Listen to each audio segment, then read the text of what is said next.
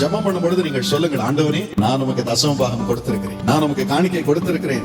அதுல ஒரு பங்கு எடுத்து வச்சாலும் செத்து போயிருவேனும் இருக்குன்னு சார். நான் ரொம்ப நாளா கொஞ்சம் ஜெபம் பண்ணிட்டு இருக்கேன். சர்ச்சில் தசம பாகத்தை வஞ்சிக்கிறாள், யாராவது செத்துக்கிட்டு உழட்டும் அப்படின்ட்டு தான். மக்களிடம் பணத்தை சுரண்டும் ஓநாய்களை அடையாளம் காணலாம் வாங்க. இந்த வீடியோவை நல்லா தெளிவாக கேளுங்க. இதில் பேசியிருக்க நபர் உண்மையிலே விசுவாசத்தோடு இருந்தாங்களா இல்லையான்னு கமெண்ட் பண்ணுங்கள். ஏன்னா ஆல்வின் தாமஸும் சரி, அவருக்கு முட்டு கொடுக்க நினைக்கிற முட்டுகளும் சரி, அந்த நபருக்கு விசுவாசம் இல்லை, அதனால தான் நடக்கலை அப்படின்னு சொல்லிடுவாங்க. ஆனால் நாங்கள் சொல்கிறோம், அந்த நபர் உண்மையிலே ஆல்வின் தாமஸ் என்ன சொன்னாரோ அதை விசுவாசித்தாங்க. ஆனால் அது நடக்கலை. ஏன்னா ஆல்வின் தாமஸ் வேதத்தின் அடிப்படையில் சொல்லாமல் அவருடைய வைராகிய தேவன் இருக்கார் இல்லையா, அவருடைய இச்சையை தூண்டும் விதமாக சொன்னார் அப்படின்னு நாங்கள் சொல்கிறோம். வீடியோவை பார்த்துட்டு நீங்கள் நியாயமாக கமெண்ட் பண்ணுங்கள். பிரதர் என்னோட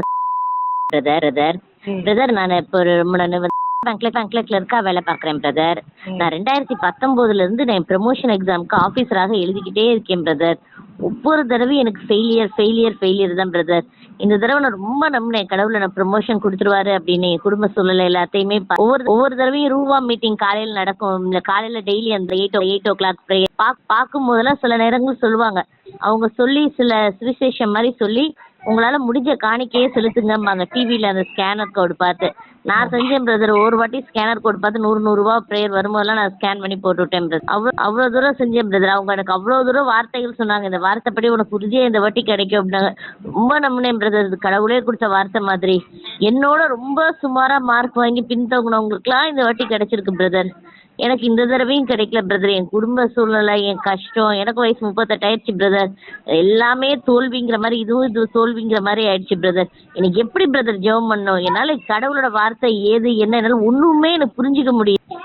எனக்கு எப்படி ஜெபம் பண்ணணும்னு சொல்லி கொடுங்க பிரதர். என்னால் தனியாக உட்காந்து ஜெபம் பண்ண முடியல. அதனால தான் அந்த டிவியில் இந்த இவங்க ஜெபம் பண்ணும்போது கூட சேர்ந்து ஜெபம் பண்ண கடைசியில் இவங்க சொன்னதெல்லாம் இப்போ எனக்கு திருப்பி இந்த மெசேஜை கேட்கும்போது தெரியுது, உங்கள் மெசேஜெல்லாம் அப்படின்னா இந்த வார்த்தைகள் எதுவுமே கடவுள்கிட்ட இருந்து வரல. இவங்களா சொல்லி நம்மளை சும்மா இந்த ஒரு கவுன்சிலர்ஸ் போனால் கூப்பிட்டு வச்சு நம்மளை கவுன்சிலிங் பண்ணி கொடுத்து அனுப்புவாங்கல்ல, அது மாதிரி பேசி விட்டு தான் அனுப்புறாங்களே ஒழிய இது எதுவுமே கடவுளோட வார்த்தை இல்லை அப்படின்னு தோணுது பிரதர். இதுக்கு எப்படி பிரதர் ஜெபம் பண்ணுறது? எனக்கு அப்படியே எனக்கு இன்னொரு ஒரு பொண்ணு நேரத்தில் என்னோட ரொம்ப சுமார், அந்த பொண்ணுலாம் ப்ரமோட்னு கேட்கும்போது எனக்கு அவ்வளோ கோபம் கடவுள் மேலேயே வந்துச்சு.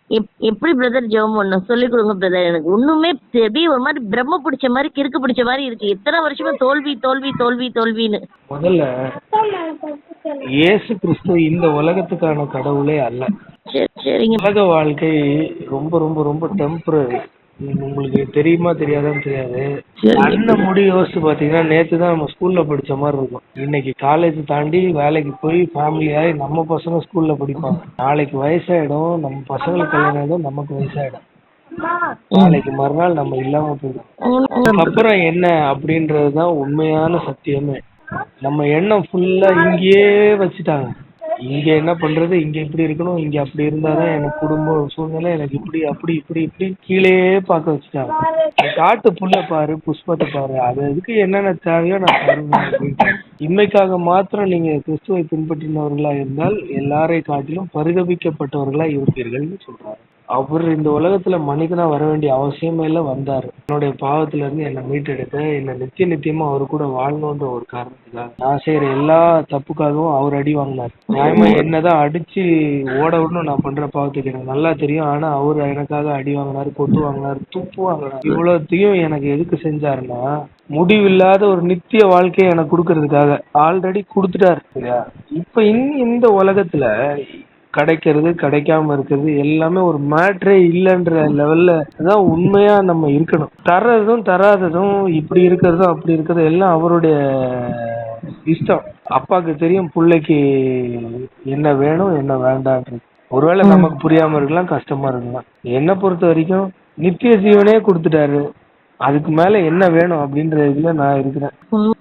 நம்மள அப்படி இருக்க விட மாட்டாங்க சுத்தி இருக்கிறவங்க எல்லாம்.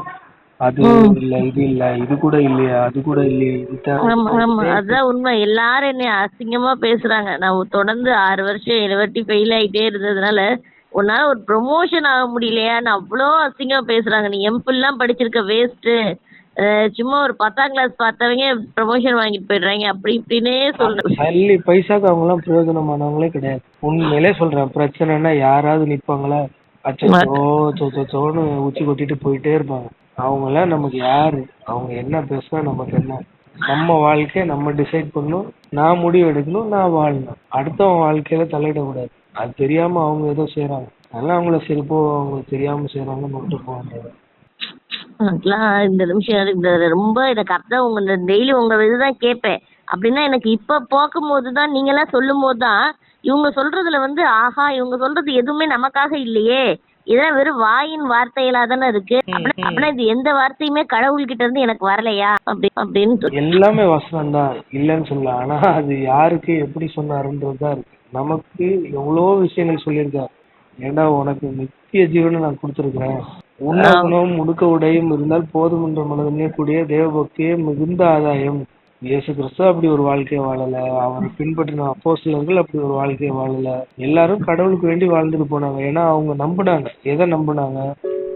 நித்தியமா நம்ம ஒரு வாழ்க்கையை வாழ போறோம், நம்ம படைச்சவர் கூடயே நித்தியமா இருக்க போறோம், நமக்கு முடிவே இல்லை அப்படின்றத நம்பினாங்க. இயேசு கிறிஸ்துவை பின்பற்றின சீடர்களுக்கும் தெரிஞ்சு நமக்கு தெரியக்கூடாத அளவுக்கு இந்த சூழ்நிலையும் நம்மளை சுத்தி இருக்கிற மக்களும் இந்த சோகால்டு பாஸ்டர்ஸும் மாத்தி வச்சுட்டாங்க. பைபிளை பிடிச்சி கடவுளை தேடினாலே போதும், நமக்கு வேணும்ன்றது தானா தேடுவேன், வேணான்றது அப்படியே இருக்கும். அதை பத்தி கவலைப்படாம நம்ம வாழ்க்கை வாழ்ந்துரும். அதே மாதிரிதான் இன்னும் தொடர்ந்து நான் ஜெபம் பண்றேன். எனக்கு எல்லாரும் சேர்ந்து உனக்கு இந்த வாட்டி கிடைச்சிரும், இந்த வாட்டிக்கு இப்படியே சொல்லி சொல்லி சொல்லி சொல்லி சொல்லி நான் வந்து உறுதியா கிடைச்சிரும் அப்படிங்கிற ஒரு இதோட லிஸ்ட் எடுத்து ஓபன் பண்ண கடைசியில என்ன இந்த வாட்டி ரொம்ப வீட்டுலதான் இருந்தேன். அன்னைக்கு லீவ்ல இருந்தேன், கத்தி அழுதுட்டேன். வீட்டுல யாரும் முடியல பண்றதுக்கு ஞானத்தை தேடுங்க. பொல்லாத தகப்பனை நல்ல இவை அறியும் போது பரம தகப்பன் பரிசுத்த ஆகிய அருள்வது அதிக நிச்சயம் அல்லவான் இருக்கு. கடவுளை இன்னும் அதிகமா கடவுள் உங்களுக்குள்ள வாசம் பண்ணும் பரிசுத்தாக எனக்கு தரணும்னு கேளுங்க. இப்படி கேட்க வேண்டிய பல விஷயங்கள் இருக்கு. இந்த அல்ப காரியமான ப்ரொமோஷன், இந்த ஹைக்கு, இல்ல வேலை கிடைக்கிறது, இதெல்லாம் விட்டுட்டு கடவுளை பத்தி நான் இன்னும் நிறைய தெரிஞ்சுக்கணும், இருக்கிற சூழ்நிலையில நான் மனரம்யமா வாழணும், எனக்கு அந்த ஞானத்தை தாங்க, எல்லாரையும் ஹேண்டில் பண்ண எனக்கு உதவி செய்யுங்க, உங்களை பத்தி சொல்றதுக்கு எனக்கு ஒரு ஞானத்தை தாங்கன்னு சந்தோஷமா கேளுங்க. ஏன்னா உண்மையாவே இந்த உலக வாழ்க்கை ஒரு மாயை தான். நம்மளை வந்து ஒரு கற்பனையான ஒரு இதுக்குள்ள நம்மளை இதுக்க வச்சு நம்மளை ஒடுக்கி நம்ம வாழ்க்கையை வேஸ்ட் பண்ணிடும். கண்ணை மூடி திறக்கிறதுக்குள்ள நாட்கள் டக்கு டக்கு டக்கு டக்குன்னு ஓடும். சரிங்க சரிங்க கண்டிப்பா ரொம்ப நன்றி பிரதர்.